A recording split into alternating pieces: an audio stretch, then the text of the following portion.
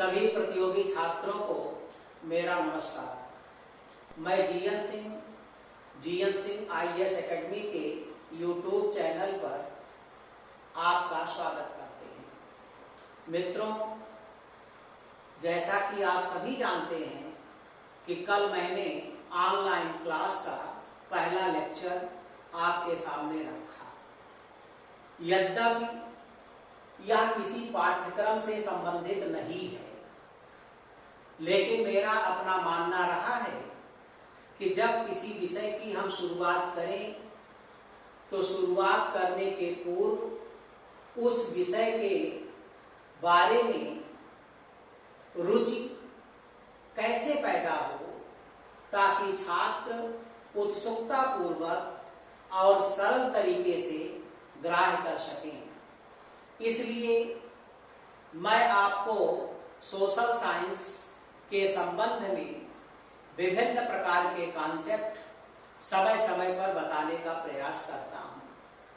किसी विषय को सीधा पढ़ लेना और समझ लेना बड़ा दुरूह कार्य होता है। जैसे यदि हम किसी शत्रु को मारना चाहते हैं और उस पर सीधा आक्रमण करते हैं तो हो सकता है कि हम विफल हो जाएं।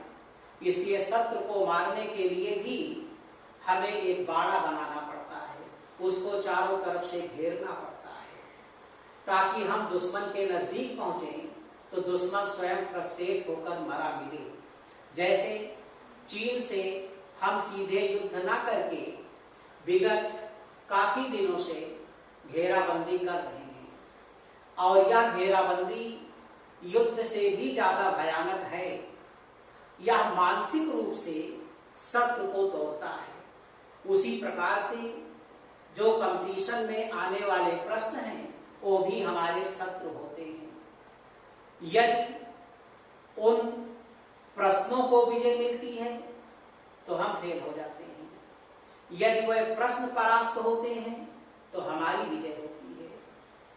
और कंपटीशन में आज के दौर में कोई भी प्रश्न सीधा नहीं आता, इसलिए हम विभिन्न प्रकार के व्यू आपके अंदर पैदा करने का प्रयास कर रहे हैं, ताकि उसको पढ़ने के प्रति न केवल आपके मन में रुचि पैदा हो, बल्कि आपको ऐसा महसूस हो कि आईएएस पीसीएस बनना अत्यधिक सरल है, कंपटीशन अत्यधिक सरल है, अत्यधिक रुचिकर है।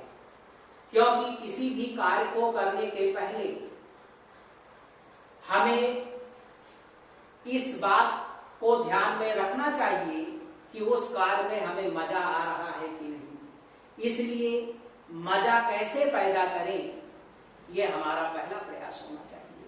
और जब आपको मजा आने लगेगा तो आप 8-8 घंटे पढ़ेंगे और आपको आनंद की अनुभूति होगी। इसलिए कंपटीशन के पूर्व हम कुछ मुद्दों पर, कुछ तथ्यों पर प्रकाश डालना चाहते हैं, ताकि आपको लगे कि आप उसको सरलता और सहजता के तरीके से पकड़ रहे हैं। अतः आज हम अपने लेक्चर 2 में 3 बिंदुओं पर चर्चा करेंगे। पहला बिंदु यह है कि what is the view of competitors. प्रतियोगी छात्रों के पास प्रतियोगिता करने के लिए क्या दृष्टिकोण होना चाहिए। मुख्य परीक्षा को लिखते समय, निबंध लिखते समय, साक्षात्कार देते समय उन्हें किन बातों को ध्यान में रखना चाहिए। तो आइए हम उन बिंदुओं पर चर्चा करते हैं जो एक कंप्यूटर्स के लिए अत्यंत आवश्यक है। पहली चीज, एक कंप्यूटर का जो दृष्टिकोण है, एक कंप्यूटर का जो व्यू है, वह कॉन्स्टिट्यूशनल हो, वह संवैधानिक या वैधानिक हो। इसका अर्थ यह नहीं है कि हमें जगह जगह पे संविधान बोलना है। हमें किसी दुकान पर समोसा भी मांगना है तो हम ये कहें कि अनुच्छेद 5 दो समोसा दे दो, ऐसा नहीं। संवैधानिक या वैधानिक का अर्थ होता है कि लोकतांत्रिक व्यवस्था में विधि का शासन होता है और हर राज्य का अपना एक कॉन्स्टिट्यूशन होता है और उसी के अनुरूप सरकार कार्य करती है। नौकरशाही भी सरकार का एक अंग होती है। इसलिए हमें लिखते समय, अपनी बात कहते समय इस बात को ध्यान में रखना चाहिए कि हम इसका आचरण कर रहे हैं कि नहीं। नंबर 2, उसका दृष्टिकोण सेकुलर हो, धर्मनिरपेक्ष होना चाहिए।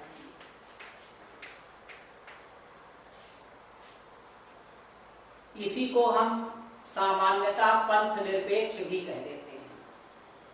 यद्यप जब मैं भारत के संविधान पर डिस्कस करूंगा तो मैं आपको उसमें अंतर भी बताऊंगा कि धर्मनिरपेक्ष और पंथ निरपेक्ष में अंतर भी है।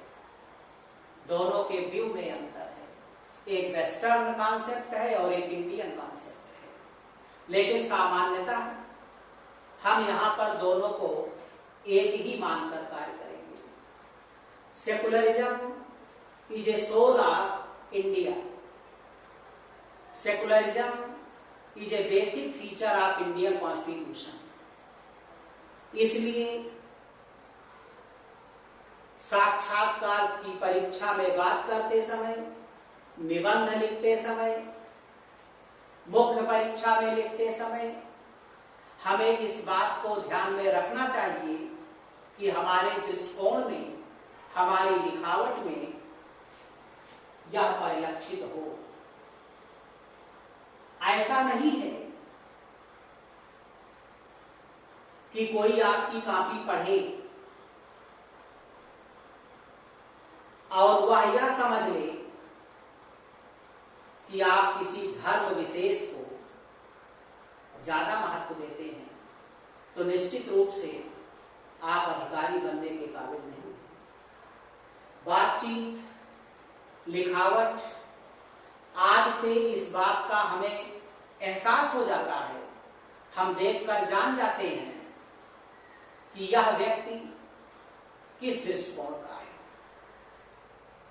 इसलिए हमें इस बात को ध्यान में रखना चाहिए कि हमारी लिखावट को देखकर, हमारी भाषा शैली को देखकर उसे इस बात का एहसास ना हो कि आप हिंदू हैं, आप मुसलमान हैं, आप सिख हैं, आप ईसाई हैं, आप पारसी हैं, आप यहूदी हैं, बल्कि उसे ऐसा एहसास होना चाहिए कि आप भारतीय हैं और सभी नागरिक के साथ समान रूप से व्यवहार करने की भविष्य में क्षमता रखेंगे।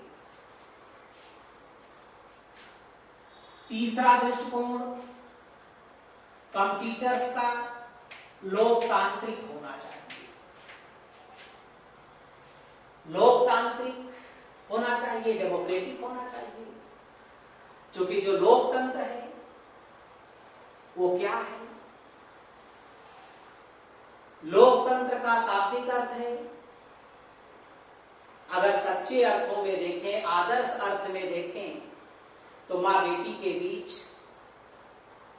सहेली का संबंध होना चाहिए, पिता पुत्र के बीच मित्र का संबंध होना चाहिए, ताकि लोग एक दूसरे की भावनाओं को समझें, एक दूसरे के बारे में जानें और बेहिचक अपनी बात लोगों के सामने वह रख सके। इसका अर्थ है कि लोकतांत्रिक होने का अर्थ है कि आपकी भाषा शैली में, आपकी कार्य प्रणाली में, आपकी लिखावट में कहीं से भी तानाशाही की बू नहीं आना चाहिए।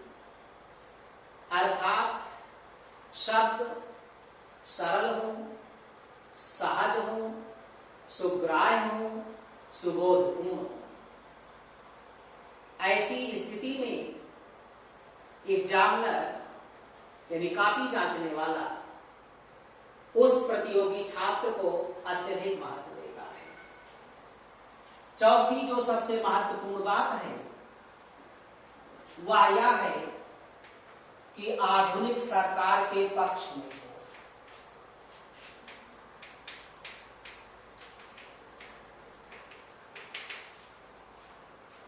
आधुनिक सरकार के पक्ष का मतलब यह नहीं है कि वर्तमान में पूरा भारत मोदीमय हो जाए, बल्कि आधुनिक सरकार के पक्ष का अर्थ यह है कि जो ब्यूरोक्रेट है, जो नौकरशाही है, उसका मुख्य कार्य है सरकार के द्वारा बनाई गई नीतियों का क्रियान्वयन करना। इसीलिए माना जाता है कि वह सरकार की नीतियों का विरोध नहीं कर सकता। हाँ, अभी आप ब्यूरोक्रेट नहीं है पूर्णतया, इसलिए लिखते समय, बात करते समय, सरकार की नीतियों का समर्थन करते समय एक विनम्रता पूर्वक सुझाव रख सकते हैं, उसका स्वागत होगा।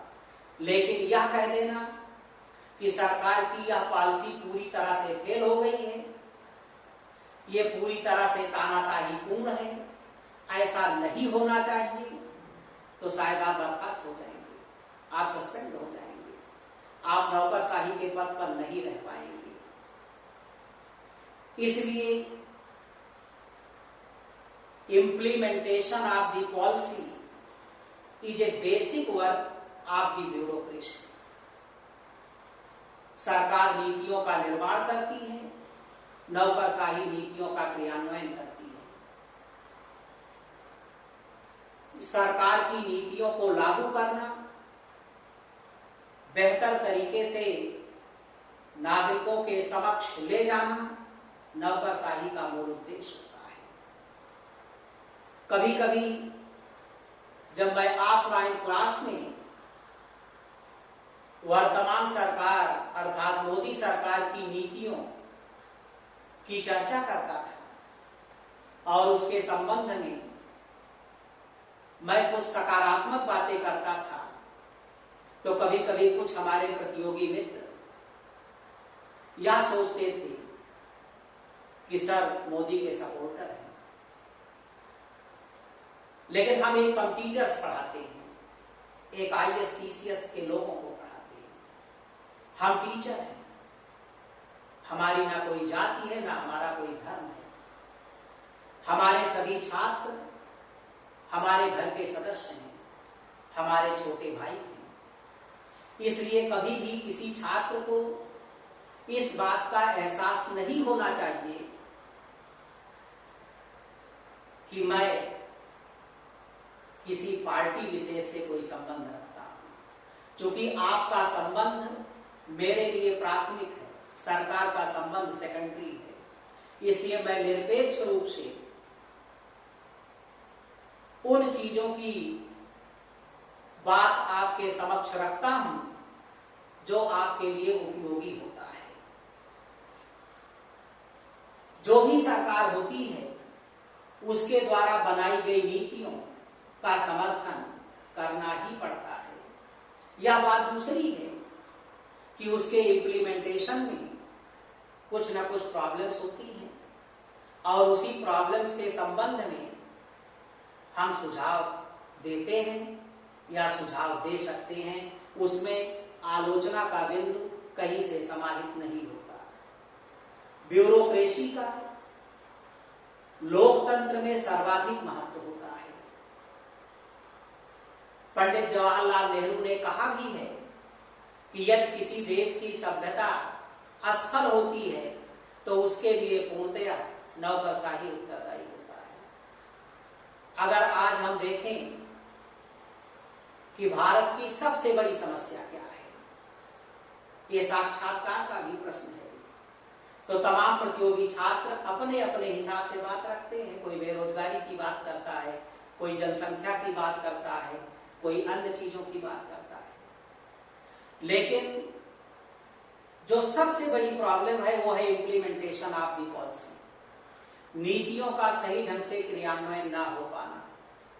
नीतियां पर्याप्त बनी हैं, लेकिन उनका सही ढंग से क्रियान्वयन ना हो पाने के कारण वह नीतियां असफल हो जाती हैं और आम जनता को नुकसान पहुंचाती हैं। जैसे भारत सरकार ने नोटबंदी किया, अगर सैद्धांतिक तौर पर देखा जाए, उसके तमाम पहलुओं का आकलन किया जाए, तो वह अपनी जगह पर सही था, लेकिन उसका क्रियान्वयन सही तरीके से ना हो पाने के कारण वह नोटबंदी आम जनता की मुसीबत का कारण बन गया।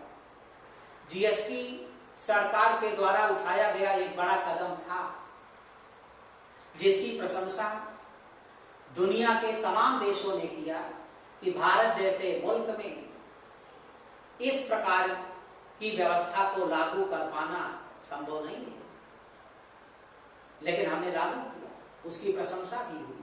यह बात दूसरी है कि आम जनता मानसिक रूप से तैयार नहीं है, इसलिए तमाम लोग उसका गलत फायदा उठाने का प्रयास करते हैं।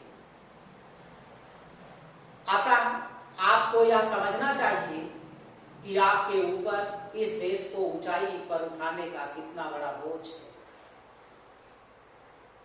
और आपकी योग्यता, आपकी कार्यप्रणाली का एहसास तभी होता है जब आप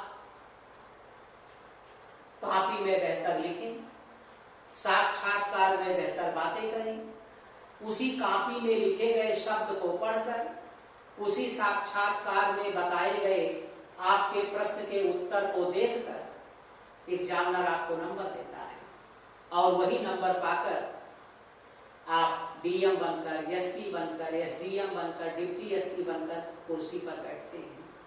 तो आपको इस बात का एहसास हो जाना चाहिए कि बनने के पहले ही आप कलेक्टर हैं, बनने के पहले ही आप एसडीएम हैं, और उसी बिंदुओं को ध्यान में रखकर हमें कंपटीशन करना चाहिए। इसलिए आप इन 4 बातों को विशेष रूप से ध्यान में रखेंगे और अभी से इस पर प्रैक्टिस करना प्रारंभ करेंगे, तो निश्चित रूप से आप अधिक से अधिक अंक पाएंगे और परीक्षा में सफल होने का मार्ग आपका सरल हो जाएगा। आज प्रायः यह देखने को मिलता है कि एक चपरासी से लेकर बड़े अधिकारी तक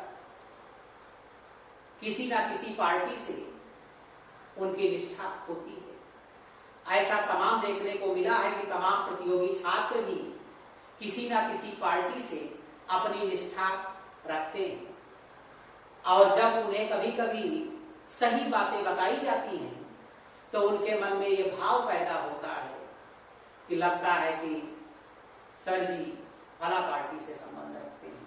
लेकिन ऐसा ना तो टीचर को करना चाहिए और ना तो छात्र को करना चाहिए। हम आप किसी पार्टी से संबंधित नहीं हैं, हम अपने उद्देश्य की पूर्ति के लिए खड़े हैं, आप अपने मिशन के पूर्ति के लिए बैठे हुए हैं, पढ़ रहे हैं, और इनको हमें ध्यान में रखकर आगे बढ़ना चाहिए, क्योंकि यह हमारी पहली जिम्मेदारी